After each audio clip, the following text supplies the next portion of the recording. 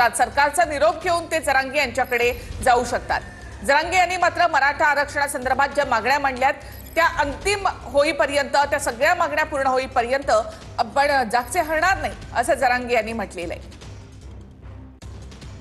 दोन दृश्य आपण पाहतो। एकीकडे आझाद मैदानावर सत्ताधारी आणि विरोधक आमदार खासदार जरांगेच्या आंदोलनाला ज्यांचा पाठिंबा आहे ते जाऊन जरांगेंची भेट घेतात, तर दुसरीकडे सह्याद्री अतिथीगृहावर एक महत्त्वाची बैठक। या सह्याद्री अतिथीगृहावर सध्या उदय सामंत हे देखील दाखल झालेले आहेत।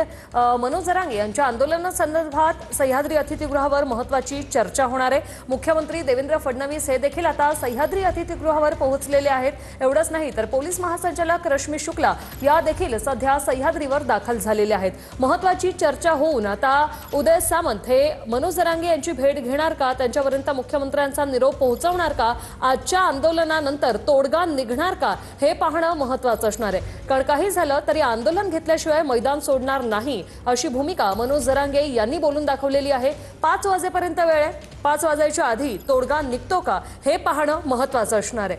मनोज जरांगे यांनी 25 ऑक्टोबरला दुसरं उपोषण केलेलं होतं। या दुसऱ्या उपोषणाच्या वेळेला मंत्री उदय सामंत हे जरांगे यांना भेटले होते आणि त्यानंतर उदय सामंत यांच्या उपस्थितीमध्ये त्याचबरोबर न्यायमूर्ती MJ गायकवाड यांनी जी भेट घेतली होती जरांगे यांची, त्यानंतर त्यांनी उपोषण आपलं मागे घेतलेलं होतं। त्यानंतर पुन्हा एकदा 7 उपोषणं जी आहेत ती जरांगे यांनी केलेली आहेत। एकूण मराठा आरक्षणासाठीची हे 8वं उपोषण आहे। मनोज जरांगे हे उपोषणाला बसलेले आहेत। अशा वेळेला सरकारच्या हालचाली देखील वाढलेल्या आहेत। जरांगे यांची समजूत कशी काढायची किंवा त्यांच्या मागण्यांसंदर्भात या संदर्भात आता सरकार काय आश्वासन देतं हे पाहणं खूप महत्त्वाचं असेल। त्यासाठी सरकारचं शिष्टमंडळ हे जरांगे यांना भेटणार आहे। जरांगे आज सायंकाळपर्यंत या ठिकाणी उपोषणाला बसतील, ती परवानगी आहे, मात्र त्यानंतर सुद्धा आपण जागा सोडणार नाही असं जरांगे यांनी म्हटलंय। त्यामुळे ते आपल्या उपोषणावर ठाम आहेत। बेमुदत उपोषणाची परवानगी सरकारनं द्यावी असं जरांगे यांनी म्हटलंय। त्यामुळे सरकारवर देखील या पुढच्या सगळ्या घडामोडींचा एक दबाव असेल। सह्याद्री अतिथीगृहावर आता सध्या मंत्री उदय सामंत पोहोचलेत। मुख्यमंत्र्यांशी देखील त्यांची चर्चा होईल। सरकारच्या या शिष्टमंडळामध्ये आणखी कोण कोण असणार हे पाहणं देखील महत्त्वाचं असेल। थेट माहिती घेऊयात आपण आमचे प्रतिनिधी विनायक डावरुंग यांच्याकडून। विनायक, सह्याद्रीवर आता सध्या बैठक सुरू आहे, काय माहिती या संदर्भात?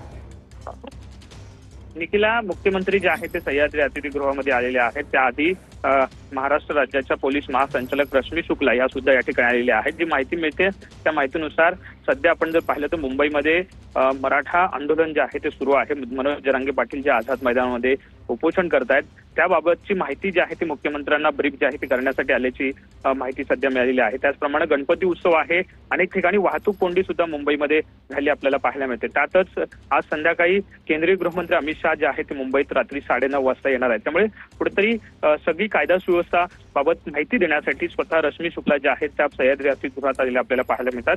थोड्याच वेळात मुख्यमंत्र्यांना त्या माहिती जी आहे ते संपूर्ण देतील आणि सध्याची स्थिती काय आहे ही मुख्यमंत्री सुद्धा त्यांच्याकडून जाणून घेतील।